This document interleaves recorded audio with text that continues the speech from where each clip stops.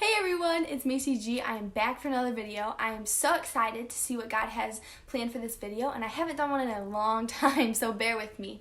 The title of this video is called Why Are You Running? And if we look at the past year of 2020, there's been a lot of differences in the way we live and act and see each other, and there's been a lot of hurt and disappointments and uncertainty and fear that has gone around as our lifestyle has changed and seeing people has changed. And because of that hurt, because of that grief that we've gone through and that what's going on in the world has caused, we can start to harden our hearts. We can start to build walls so that way we're trying to protect ourselves from getting hurt again, from feeling all of those feelings that take us away from just the joy and happiness that we used to have in the everyday life. And sometimes when we start to harden our hearts, we start to run from the things that God calls us to do because we're scared of getting out of our comfort zone. We're scared of the past repeating itself or being in a position that's out of our control. And in Jonah actually runs away from the exact thing that God called him to do. And so we see that the Lord gave a message to Jonah to go to the great city of Nineveh. He wants Jonah to go and announce his judgment to the people because of how wicked they're being. And in verse 3 it says, "But Jonah got up and went in the opposite direction to get away from the Lord. He went down to the port of Joppa, where he found a ship leaving for Tarshish. He bought a ticket and went on board, hoping to escape from the Lord by sailing to Tarshish." And I just want to stop right there because God gave Jonah a direction to go to Nineveh for a specific purpose. And instead of being wholeheartedly devoted to what the Lord is saying and trusting that God will guide his steps, Jonah ran in the exact opposite direction to get away from the Lord. And I had to stop and think about that because that's a lot like how we are in our lives when God gives us a direction that's out of our comfort zone. When God says, "I want you to try this new sport. I want you to try this new activity. I want you to step out of your comfort zone and talk to someone you haven't talked to before.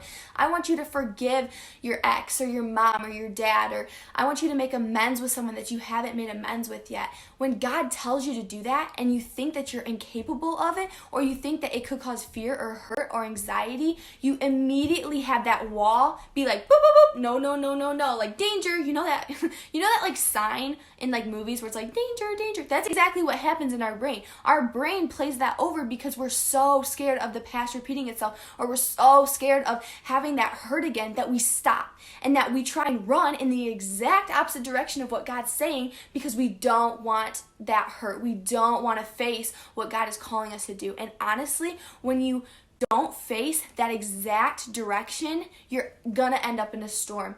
And literally that's what we see in this passage. From verse 4 to 15, it said that God caused a violent wind that had a raging violent storm that threatened the lives of these people on Jonah's ship. And it said that Jonah was sound asleep during the storm. And he was so asleep that in verse 6, it said that the captain went down after him and said, "How can you sleep at a time like this? Get up and pray to your God. Maybe he will pay attention to us and spare our lives." And I had to stop when I was reading that because there's so many times in our lives when we're in the running state, and instead of facing the thing that we're running from, we sleep it off. And sometimes it's like you're thinking about it and you're thinking about it and you're like, if I can just go to sleep, like maybe I'll clear my head. But in reality, we're literally like laying on our bed just thinking about it even more. Have you ever had those nights? Like, I cannot be the only one. But the thing is instead of taking action and saying, "Okay, God, here I am," we're sleeping. And that's exactly what Jonah was doing. And the captain had to wake him up. And I think that God has to wake us up sometimes.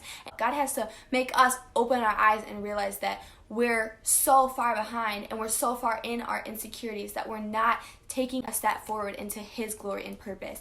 And that's exactly what God had to do to Jonah. God had to get him isolated. He had to wake him up so that he could see that the storm that he was living in could be calm at once, as if he trusted Jesus and went into it. And it literally says in the end of the passage that the sailors picked up Jonah and threw him into the raging sea, and the storm stopped at once.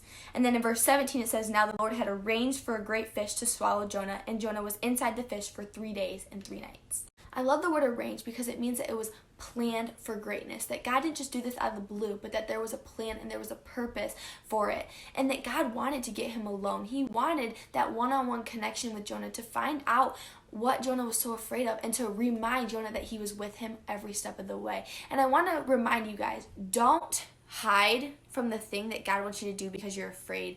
Take time to seek him. Take time to abide in who he is, to read the word, to just soak up in the solitude and to make sure that you're secure in your identity in Jesus so that you can step out into the calling that He had for you. And I'm telling you, God gives you everything you need to step out in faith and to do the task that He has set before you. He gives you that strength and the hope and the mercy and the forgiveness, because you're gonna mess up and there are times that you're gonna fail, but you have to keep being strong in the Lord and in His mighty power, and you will see amazing things work in your life. So don't give up yet. Take that one step of faith right in front of you and start this new year strong in the Lord.